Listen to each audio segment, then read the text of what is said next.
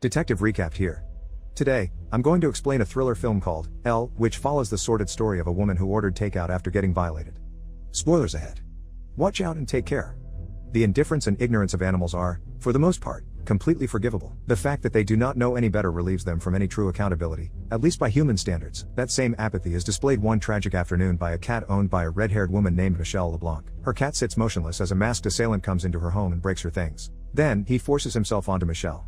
Strangely enough, that same outward nonchalance is displayed by Michelle. After the ordeal, she simply picks herself up from her living room floor to resume her life. As if on autopilot, Michelle sweeps the broken glass immediately after getting up. After Michelle takes a bath and orders takeout, her son, Vincent, visits her. When he notices her forming black eye, Michelle lies about falling on her bike. They proceed to dinner, and Michelle preemptively anticipates Vincent's request. She tells him she'll give him money for his new apartment on the condition that she'll look at it first. Vincent tries to be coy about it, saying he was planning to have her pay collateral and not money. As their conversation goes on, she openly disapproves of his pregnant girlfriend, Josie. After the dinner had concluded, Michelle retrieves a mallet. She looks slightly unsettled as she looks out the night streets through her window. Later, Michelle falls asleep with the mallet in her hand. Despite the initial apathy Michelle displayed, she's shaken by the experience in her own way. After all, not everyone will have the same response to trauma. The next morning, Michelle goes to her job, where she's the head of a successful video game company. A meeting is held to discuss the current status of their latest game. Michelle is a particular kind of woman who attracts a particular kind of attention. Being the head of her company, she has the right to be assertive and adamant about her visions, especially when they're within reason. But the male employees on board clearly hate her and don't value her opinion and instructions. Kurt, for instance, abhors her, and it shows as he challenges her during their meeting. But the man is left quietly seething when Michelle flippantly shoots him down. The only one who adores her there is Kevin, who's open about how much he loves her, even if jokingly. After that meeting, she goes to the hospital to have herself tested for a possible STD because of what happened the day before. Afterwards, she goes to visit her aging mother, Irene, who has a penchant for Botox and hiring male escorts to sleep with. The behavior upsets Michelle, as she finds it especially inappropriate considering her mother's financial situation. When Irene asks what Michelle will do if she remarries, Michelle bluntly tells her that she'll kill her. By the end of the day, Michelle encounters her next-door neighbors, the married couple Rebecca and Patrick. As Rebecca and Patrick walk into their house, Patrick looks over his shoulder at Michelle, and Michelle seems to look back at him. Michelle's cat approaches her when she walks into the house. Suddenly, she is reminded of the traumatic incident. She picks up the cat and half-jokingly asks why it didn't at least scratch the man. Things aren't finished yet, however, and Michelle receives a message from her assailant, saying that she's tight for a woman her age. This text prompts her to shop for a self-defense weapon. She buys the most powerful kind of mace there was and decides, on a whim, to also buy a hand axe. Calling the police should have been the first thing that Michelle's done when she was violated, but instead, she slept with a mallet. And now, with her assailant texting her, she has all the reasons to believe that the man personally knows her. Still, Michelle continues to take matters into her own hands as opposed to telling the authorities. After making her purchase, Michelle leaves to park at a restaurant for a meeting. Michelle parks poorly, and crashes her car into another one after mistakenly backing her car too much.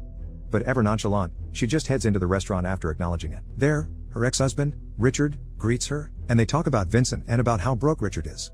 They both agree that their son's girlfriend is a psycho, and Richard comments that psycho usually means good in bed. Suddenly, Michelle asks him if he thinks she's tight for a woman her age. This takes Richard aback, and he just stares at her. Fortunately, Michelle's friend and co-CEO, Anna, shows up, along with her husband, Robert.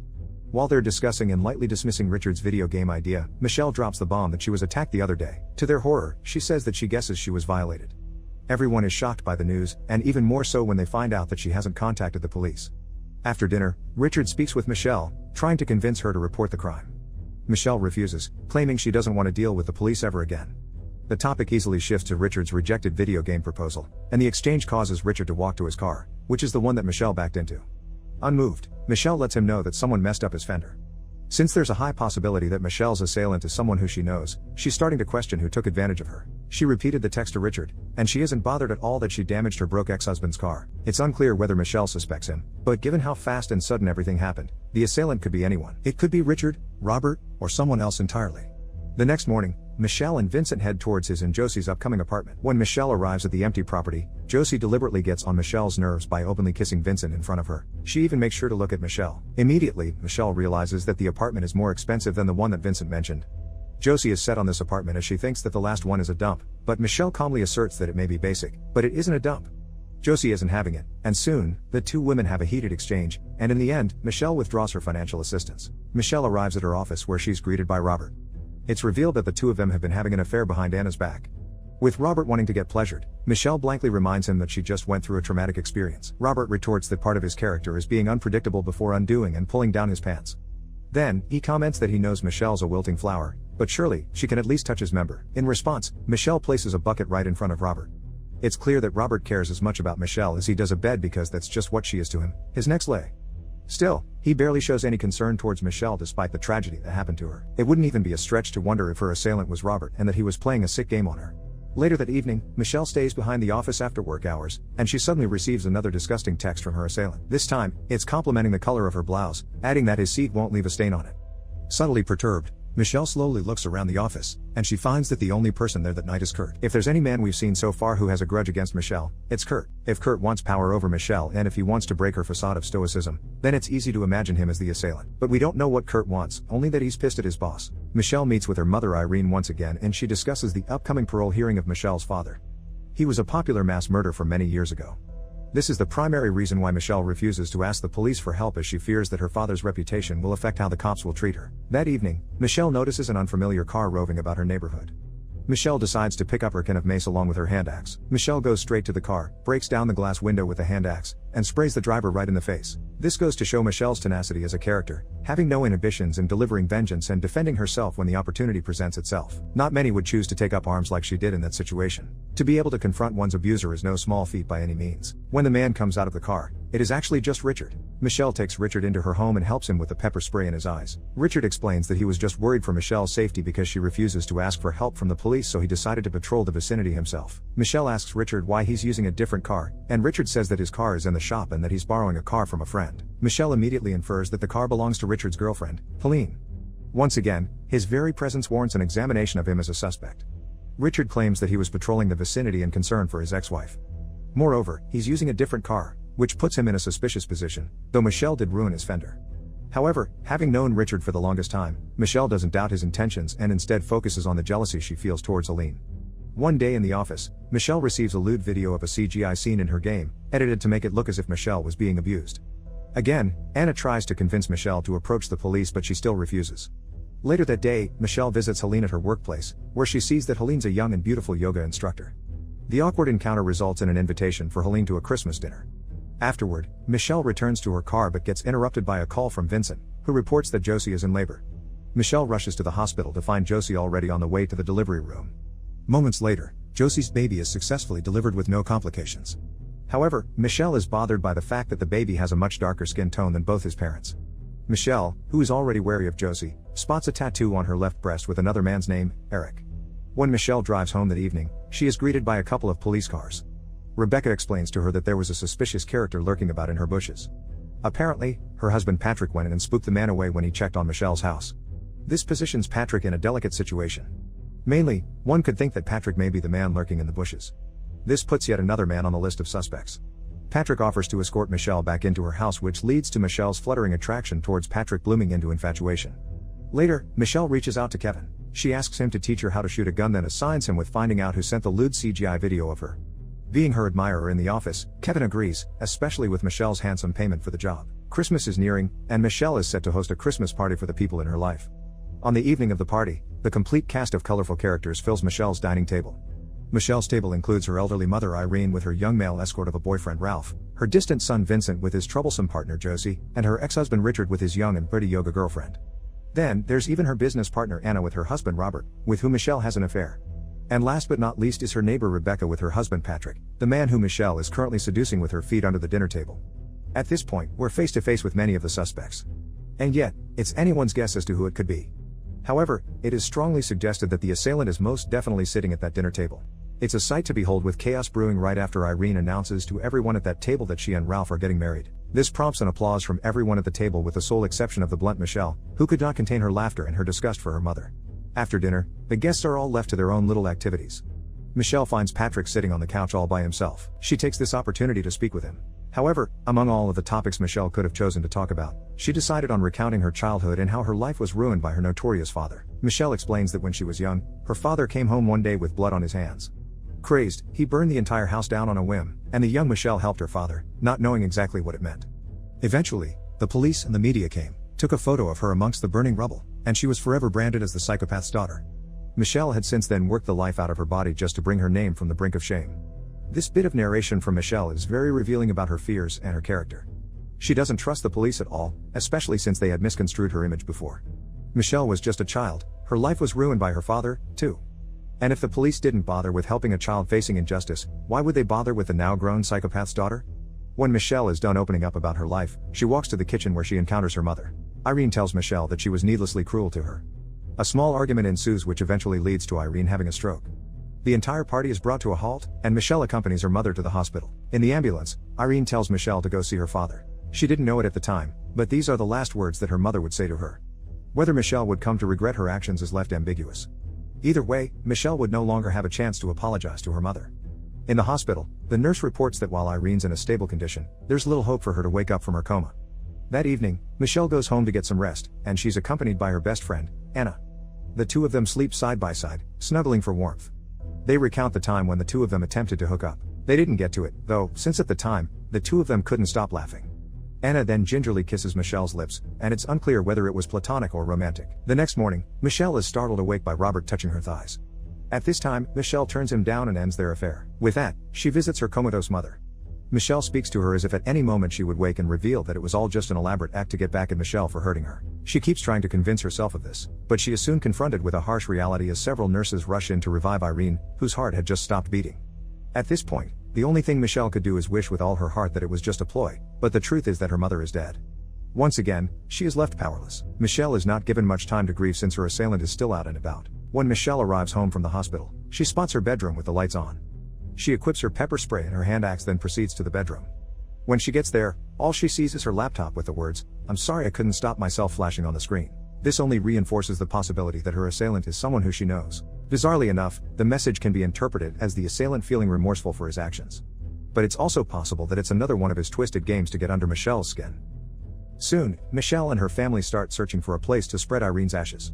But as they're strolling on, Josie starts berating Vincent about a small mistake. This pitiful display prompts Michelle to be frank with her son, saying that Vincent is obviously not the father of the child. Vincent erupts at his mother and he storms off along with Josie. When everyone had left, Michelle and Richard throw Irene's ashes in the park by the water. During a windy evening, Patrick helps Michelle close her shutters. Eventually, one thing leads to another, and they start kissing. However, Patrick suddenly stops himself and leaves. This is yet another suspicious bit of behavior from the men in Michelle's life. While blueballing others and yourself doesn't mean that you took advantage of someone, Patrick's sudden refusal and escape remain questionable. After all, if he were the assailant, then sleeping with Michelle might give away what he did. Later that day, Michelle receives an update from Kevin about his special project. Kevin reports nothing significant about Kurt. Suddenly, Michelle gets the idea of suspecting Kevin as well. She sneaks around after hours to access Kevin's computer. Soon enough, she discovers that the video was indeed created by Kevin. Despite the revelation, Michelle senses no malicious intent from him, so she lets Kevin explain. Apparently, the video was just a ridiculous joke he had created for himself, but one of the employees caught wind of the video and sent it to everyone as a joke. Michelle wonders if Kevin was her assailant, so she orders him to strip. Unlike her assailant, Kevin's member is cut, so she lets her grudge towards him go, just like Kevin has to let that extra payment go. Michelle comes home after a long day and receives the crib that she had ordered for her grandchild. She places it on top of the table with its strap dangling from the edges. Suddenly, her masked assailant ambushes her from behind and once again tries to force himself on her. With her worst nightmare repeating itself, Michelle is determined to fight back. With a stronger grip on herself, Michelle gathers her strength and refuses to be used once more. She grabs the crib strap to pull it towards her, and it hits the back of the man's head. Then, she grabs a pair of metal scissors and pierces it through the man's hand. Finally, Michelle can discover the truth behind the man who violated her. She pulls the ski mask off and to her surprise, she sees Patrick.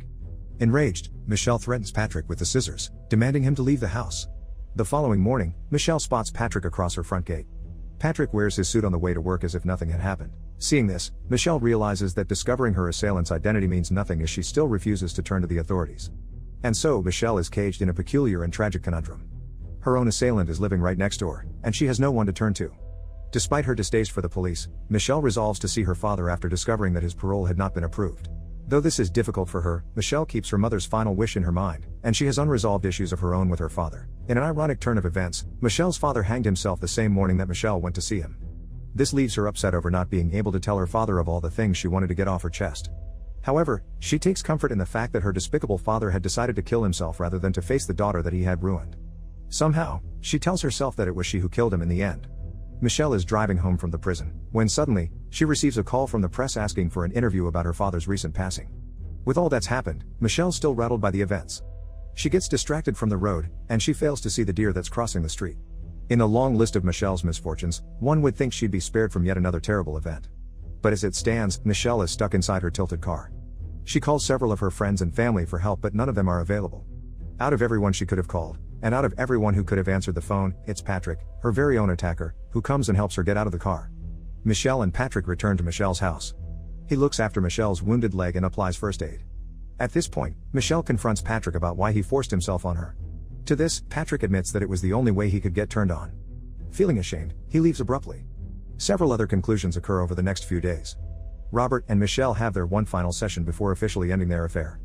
Vincent comes home with his infant son after being kicked out by Josie. On that very day, Josie comes barging in to retrieve her son. The irresponsible Vincent is distraught mostly over losing the baby. Michelle finally understands this and the two of them reconcile. One day, Michelle and Vincent stumble upon Patrick while doing groceries. He tells them that his wife's out on a long trip, and he's left with too much food in the house. Patrick invites the both of them over, and Vincent readily agrees. As for Michelle, she mulls it over for a second, but strangely enough, she also says yes. That evening, a still distraught Vincent drinks too much of the wine. This leaves Patrick and Michelle alone together. In a rather dark and strange turn, Michelle remains attracted to Patrick. She seduces him, and in turn, Patrick leads Michelle down to the basement where no one can hear them indulging in their deplorable delights. What follows next is sickening and twisted, to say the least. Patrick grabs hold of Michelle and beats her, making her fight back and thrash on the ground. Still, she looks at Patrick and tells him, "Do it." Patrick stops abruptly, the excitement leaving his body. He explains to Michelle it only turns him on when that the other person is being forced. Upon hearing this, Michelle hits Patrick, which quickly reinvigorates him. After the perverse lovemaking had finished, Michelle goes to Vincent and tells him they'll be going home. Michelle is going to be having a party for their game's launch. At their latest meeting, Michelle finally gives Kurt credit for doing a good job. Michelle even entrusts the planning of the party to Vincent. Things are falling into place for the final act. All the characters are present, and they're finally getting what they want. However, there still hangs a dark and foreboding aura in the air. Before the launch party begins, Anna admits to Michelle that she thinks Robert is cheating on her. This surprises Michelle, and she simply feigns her ignorance. During the party, Michelle first greets Robert, who recently got dumped by Helene. She cheers him up by asking him to coordinate with Kurt for his story ideas for a new game. Meanwhile, Patrick is also there, and he gleefully dances with Michelle as if they're a normal couple. Then Michelle spots Robert and Anna flirting with each other. Upon seeing this, she tells Patrick that she needs to do one thing before the two of them leave. Tired of living a lie, Michelle admits to her best friend that the woman Robert was sleeping with was her. Anna is speechless with Michelle, and she directs her anger towards Robert. With this, Michelle and Patrick take their leave. In spite of everything in this strange and dark climax, it's hard to tell whether Michelle has accepted this new relationship. Is she willing to accept this deplorable situation? Is this provocation part of the game they play? Or is she sincerely plotting to get rid of Patrick once and for all? On the car ride home, Michelle tells Patrick that their relationship is sick. She tells him that at the end of the day, she will still report him to the police. Patrick looks to Michelle in disdain as the two of them reach their neighborhood. Michelle goes down the car first and enters her house at a deliberately slow pace. Just as she expects, Patrick is there in the darkness of the kitchen with his ski mask on. Once again, Patrick tries to force himself on Michelle. Believing that Michelle's playing along, Patrick doesn't see Vincent coming in with a blunt object. Vincent smashes Patrick's head so hard that it injures him fatally. Patrick musters the last ounce of strength he has to stand up, and he looks at Michelle in bewilderment, asking her why. Finally, Patrick slumps down on the floor and Vincent breaks down after being the one who killed him. In turn, Michelle comforts her son, telling him that it's all over now. Despite the ever-looming threat being gone, things in Michelle's life will forever be changed. Will these changes be beneficial? Or will they be yet another scar in Michelle's broken psyche? Eventually, the police come and Michelle sends in her report. In the end, Rebecca doesn't resent Michelle for killing her husband, fully understanding that Patrick is a troubled individual. Before leaving the neighborhood, Rebecca admits that she's thankful that Michelle was able to provide what Patrick needed for a time. As Rebecca leaves, Vincent and Josie drive by Michelle's house on their brand new convertible. After proving to be an excellent event organizer, Vincent finds his calling and takes his responsibilities to heart, winning back Josie and their son.